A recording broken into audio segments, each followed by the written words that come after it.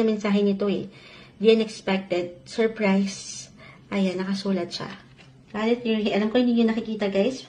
No worries, i-upload rin natin ito. Sige, clarify natin ito para sa mga Scorpio. Ano maiwan natin para sa kanila? Message.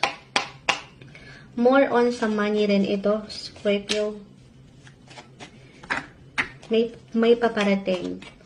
Ito ay regalo, sorpresa, or hindi nyo inaasahan. Or for some, nilalakad na rin ito. Sabi ko nga may kaunayan sa bangko, sa loan, or sa ilang pera na may pagkakautang sa inyo. Possible rin yun. Parang, ito reversal tayo every time po. So, kung ikaw itong may pagkakautang, mabibigyan mo na ito ng pag-aksyon ngayon. The Queen of Swords ay narito. Mabibigyan mo na ng something. Or matutugunan mo na, maharap mo na. Okay? Or kung meron pagkakautang sa inyo, especially na natagalan na, parang hindi nyo na